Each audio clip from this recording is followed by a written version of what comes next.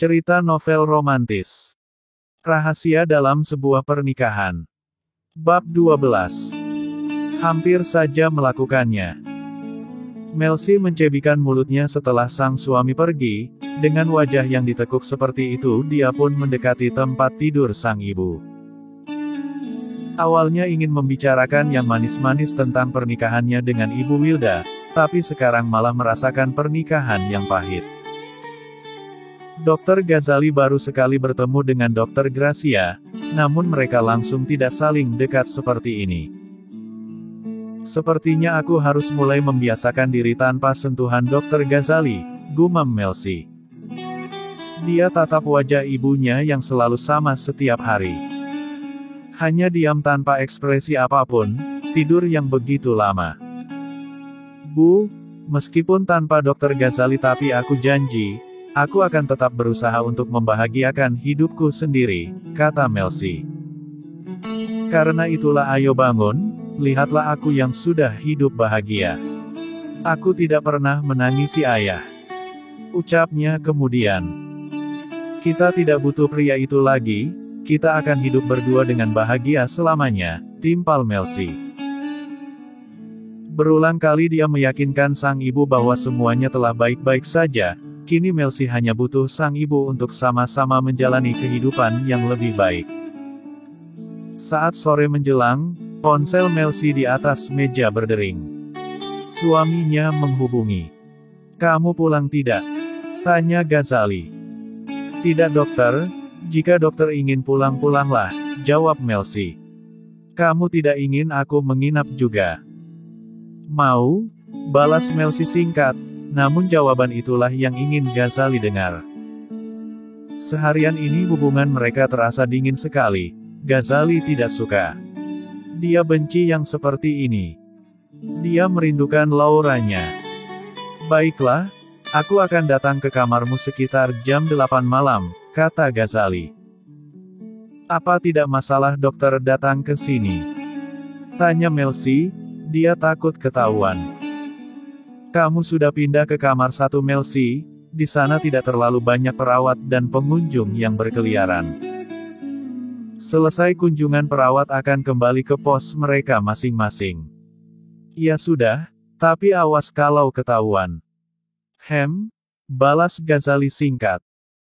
Selesai membuat kesepakatan, panggilan telepon itu pun terputus. Akhirnya ada senyum yang terukir di wajah sepasang suami istri tersebut, karena berencana akan menghabiskan malam bersama. Senyum Melsi yang malu-malu akhirnya pecah saat mendengar suara pintu yang diketuk. Jadi dengan segera dia membuka dan melihat Dr. Herli ada di depan sana. Aku hanya ingin mengantarkanmu minuman dingin, cuaca hari ini panas sekali, kata Dr. Herli. Dia menyerahkan minuman dingin yang dia bawa. Ada rasa coklat dan strawberry lengkap dengan es krim di atasnya, semuanya untuk Melsi. Ya ampun dok, kenapa repot-repot, balas Melsi dengan sangat tak enak hati. Dia menerima paper bag tersebut, dan ternyata bukan hanya ada minuman, tapi juga makanan. Terima kasih dokter, ucap Melsi lagi. Dan tiap kali Melsi menunduk untuk mengucapkan kata terima kasih itu, Herli selalu tersenyum dibuatnya. Masuklah, minum minumanmu itu, ucap Herli. Dia memang mendekati secara perlahan. Tidak langsung menunjukkan niat hatinya. Anggap saja ini pun masa-masa pendekatan untuk mereka berdua. Setelah mengatakan hal itu, Herli pun pergi dengan memberikan senyumnya pada Melsi. Saat Dr. Herli sudah menjauh, Melsi baru sadar jika dia tidak boleh dekat-dekat dengan pria itu oleh suaminya. Tapi kan sayang kalau menolak makanan dan minuman seperti ini, gumam Melsi, cari pembelaan sendiri. Dia lantas menggeleng pelan, merasa tak ada yang salah. Melsi masuk dan langsung menikmati semua pemberian Dr. Herli. Enak sekali, membuatnya tersenyum, juga terenyuh. Ternyata Dr. Herli sangat baik dan pengertian. Tepat di jam 8 malam, Akhirnya pintu ruangan itu dibuka oleh Ghazali. Dia langsung masuk begitu saja tanpa mengetuk pintu lebih dulu. Melsi yang masih berada di dalam kamar mandi tidak mengetahui kedatangannya. Ghazali datang dengan membawa makanan dan minuman pula untuk mereka makan malam, namun kemudian tatapannya terkunci pada paper bag Starbucks di atas meja. Langsung curiga jangan-jangan itu dari Harley. Jadi saat Melsi keluar dari dalam kamar mandi, dia langsung disambut dengan tatapan Ghazali yang tajam. "Kamu yang beli ini?" tanya Ghazali langsung, bahkan sebelum Melsi sempat bicara untuk menyapa. Pertanyaan yang membuat Melsi menelan salivanya. "Bukan, itu dari Dr. Harley," balas Melsi. Dia tak bisa berbohong, takut untuk bicara dusta. Melsi bisa mendengar dengan jelas helaan nafas sang suami yang frustasi. Melsi tahu jika kini suaminya sedang marah. "Itu hanya makanan, tidak lebih," kata Melsi. "Apa kamu juga merayunya?" tanya Ghazali, dan pertanyaan itu sakit sekali di telinga Melsi. Ternyata Ghazali masih menganggapnya sebagai perempuan yang tidak jelas, yang dengan mudahnya merayu semua pria. Melsi sontak tertegun di tempatnya berdiri, urung untuk maju dan mendekap sang suami. Melihat Melsi yang seketika terdiam, Ghazali langsung sadar bahwa ucapannya salah. Dia telah melukai harga diri sang istri, padahal Ghazali pun tahu bahwa Melsi masuk ke dunia malam karena terpaksa, demi pengobatan sang ibu. "Maafkan aku Melsi, aku salah bicara," ucap Ghazali kemudian. Memecah keheningan yang sejenak tercipta di dalam kamar itu. Tapi ucapan yang telah keluar tak mampu ditarik lagi, seperti gelas pecah dan tak mungkin kembali seperti semula. Melsi yang hendak maju jadi urung, kini salah satu kakinya justru mengambil langkah mundur. Dan melihat pergerakan itu hati Ghazali seketika mencelos. Tak ingin kesalahan pahaman ini semakin menjadi-jadi, dia pun segera maju dan mengikis jarak, menarik pinggang Melsi dan didekapnya erat. "Maaf, aku cemburu. Aku tak bisa mengendalikan kecemburuanku," jujur Ghazali. Dia mendekap semakin erat dan mengecup puncak kepala sang istri. Kata cemburu itu tentu membuat Melsi makin terkejut. Tak akan ada cemburu jika Dr. Ghazali tidak mencintainya. Dan sekarang Dr. Ghazali bicara tentang cemburu, apakah artinya cinta itu sudah ada? Melsi makin bingung sendiri. Kenapa dokter cemburu? "Dokter kan tidak mencintai aku," balas Melsi. Dia belum membalas pelukan sang suami. Masih merasa kesal tentang ucapan yang tadi. "Aku tidak tahu Melsi, aku hanya tidak bisa melihatmu bersama pria lain." "Kamu adalah istriku," balas Ghazali dengan posesif, bahkan mendekap sampai ingin menelan Melsi hidup-hidup. Sampai Melsi merasa sesak dan akhirnya menggerakkan kedua tangannya untuk membalas. "Aku tidak bisa bernafas, Dok," ucap Melsi. "Panggil aku sayang, Melsi," titah Ghazali. "Aku malu, ada ibu," balas Melsi. "Biar saja ibu tahu bahwa kita sudah menikah," putus Ghazali. Kalimat singkat yang membuat Melsi akhirnya kembali berdebar, dalam sekejap hilang sudah semua rasa sakit hatinya. Kini mendadak dipenuhi bunga. "Panggil aku sayang Melsi, aku sangat merindukan kamu." "Hari ini begitu menyebalkan," kata Ghazali. Melsi malah tersenyum lebih dulu, dekapan sayang terlalu erat. "Aku tidak bisa bernafas," ucap Melsi. Akhirnya dia panggil Ghazali dengan sebutan itu meski ada sang ibu. Pernikahan yang selama ini mereka sembunyikan akhirnya kini diketahui oleh Ibu Wilda, meski hanya terdengar di alam bawah sadar. "Tidak bisa bernafas. Kalau begitu aku akan beri nafas buatan," balas Ghazali. Dia menggendong Melsi seperti bayi koala, lalu mengecup bibirnya dengan penuh semangat, terkesan buru-buru namun terasa nyaman. Dengan posisi seperti itu, Ghazali berjalan menuju sofa dan duduk di sana, memangku Melsi tanpa sedetik pun melepaskan ehem-ehem mereka. Apa yang terjadi hari ini memang sangat menyebalkan, dan satu-satunya penenang adalah kegiatan ehem-ehem itu.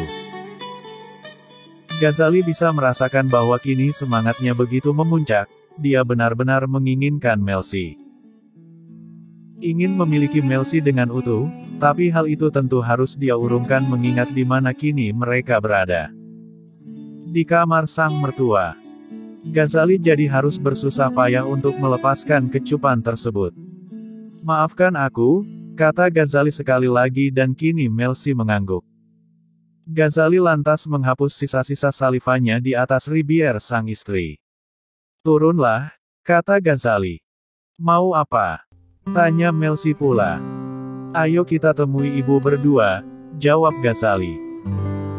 Melsi makin tertegun, namun akhirnya dia turun dari atas pangkuan sang suami. Dengan tangan saling menggenggam mereka mendekati tempat tidur Ibu Wilda. "Maafkan aku Bu, aku baru bisa menghadap sekarang sebagai suami Melsi," kata Ghazali. Di luar kendali Melsi, tiba-tiba dia menangis begitu saja. Melsi buru-buru menghapus air matanya, karena sekarang harusnya dia tidak bersedih melainkan bahagia, bahkan sangat bahagia.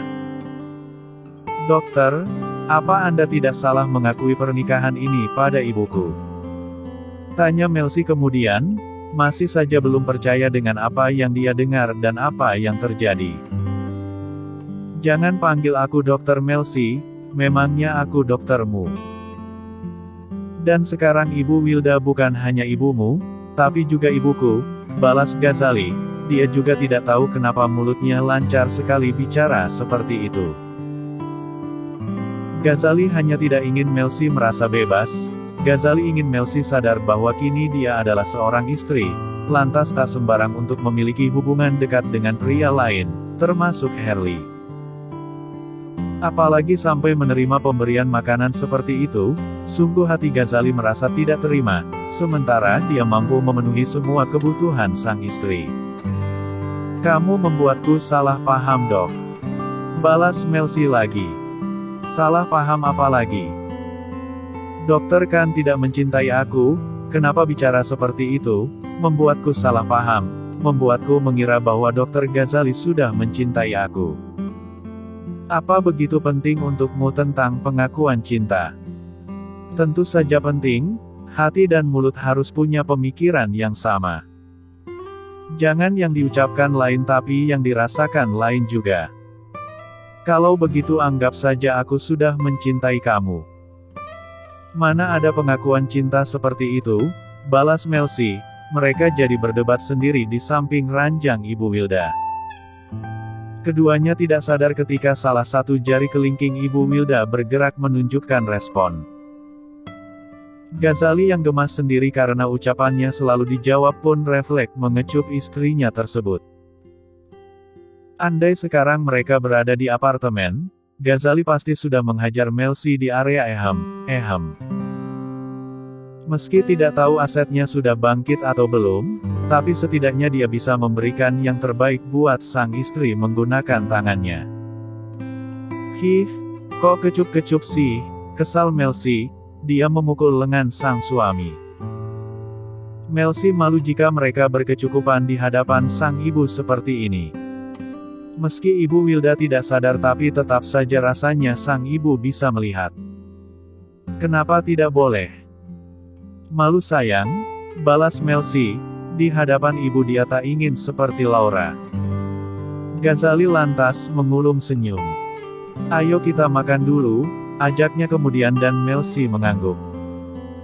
Mereka makan bersama dan di saat waktu sudah menunjukkan jam 9 malam keduanya tidur saling mendekap di sofa. Perawat Ami tidak datang untuk melakukan pemeriksaan malam karena dia tahu ada Melsi yang menginap. "Sayang," ucap Melsi lirih, bicara di antara sunyinya kamar ini. Apa?" tanya Ghazali, dia mendekap istrinya erat. Berulang kali mengecupi puncak kepala Melsi. "Apa sayang sudah mencintai aku?" Tanya Melsi lagi, terus saja menuntut tentang hal ini. Jika tidak ada kejelasan dia akan terus kepikiran. Ku rasa begitu. Jawab yang benar. Bagaimana? Aku mencintaimu, Melsi. Begitu. Balas Melsi, sampai memberi tutorialnya. Aku mencintaimu, Melsi, ucap Ghazali. Tapi entah kenapa Melsi tidak bisa tersenyum saat mendengar kalimat itu benar-benar diucap oleh sang suami. Sebab Melsi tak berani membayangkan apa yang akan mereka hadapi jika tetap bersama. Restu keluarga Dr. Ghazali pasti hal yang akan sangat sulit untuk dia dapatkan. Apalagi Dr. Farasi menginginkan menantu seperti Dr. Gracia, sementara dia hanya salah satu wanita malam. Kenapa diam saja? Tidak ingin membalas kata cintaku? Tanya Ghazali. Namun kini Melsi tak mampu menjawab, hanya mendekap semakin erat dan pura-pura tidur. Kenapa hanya diam? Jangan pura-pura tidur, kata Ghazali. Dia menggigit telinga Melsi agar sang istri berhenti untuk pura-pura tidur. Dan gigitan itu tentu berhasil membuat Melsi bersuara. Ah, sayang, kesal Melsi saat merasakan sakit dan geli sekaligus. Aku tahu apa yang kamu pikirkan, ucap Ghazali kemudian dan membuat suasana jadi kembali hening. Namun Melsi coba bertanya sebelum sang suami kembali berucap, memangnya apa yang aku pikirkan? Tanya Melsi. Ketakutanmu, kamu takut mamaku tidak menyetujui hubungan kita. Kamu takut keluargaku tidak akan memberikan restu. Iya kan? Tanya Ghazali, sebab pertanyaan-pertanyaan seperti itu juga beberapa kali muncul di dalam benaknya. Tapi sungguh, selama ini bukan tentang restu yang jadi pertimbangannya. Selama ini yang Ghazali pikir hanyalah tentang hatinya sendiri. Benarkah dia telah siap memulai hubungan yang baru? Sementara tentang restu dia yakin keluarganya tak akan sulit untuk memberi. Dan mendengar ucapan suaminya tersebut, Melsi makin terdiam. Makin sadar diri. Melsi, jangan pernah berkecil hati dengan masa lalumu. Saat itu kamu bukan sedang bersenang-senang, tapi sedang berjuang untuk pengobatan ibu, kata Ghazali. Melsi jadi menangis saat mendengar ucapan tersebut. Aku juga bukan manusia yang sempurna. Jika orang-orang tahu aku impoten pasti mereka akan menghinaku, menggunakan kelemahanku untuk menjatuhkan posisiku di rumah sakit. Keluargaku pun akan jadi bahan olok-olok. Jangan bicara seperti itu sayang. Balas Melsi, dengan suaranya yang sesenggukan dia bicara seperti itu, dan mendekap leher sang suami. Melsi tahu Dr. Ghazali bicara seperti itu hanya untuk menenangkannya, sampai rela merendahkan harga diri demi mengangkat harga dirinya. Ayo kita simpan rahasia ini sampai mati, keluargaku tidak akan pernah tahu tentang masa lalumu, juga masa laluku. Aku akan selalu menjaga harga dirimu. Melsi, janji Ghazali. Sudah jangan bicara lagi, kata Melsi pula, tak ingin sesumbar atas semua yang terjadi di antara mereka.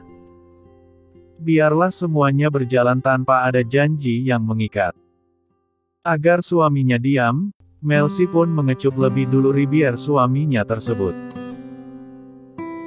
Bahkan menindih Dr. Ghazali, lalu memperdalam kesupan itu sampai sang suami membalas kecupan lembut itu, hingga sampai tangan Ghazali menelusup masuk ke dalam baju dan mengecek buah imut Melsi. Dari atas sini Melsi bisa merasakan bahwa aset Ghazali mulai membesar dan terasa kokoh, sampai membuatnya tak sabar untuk ehem.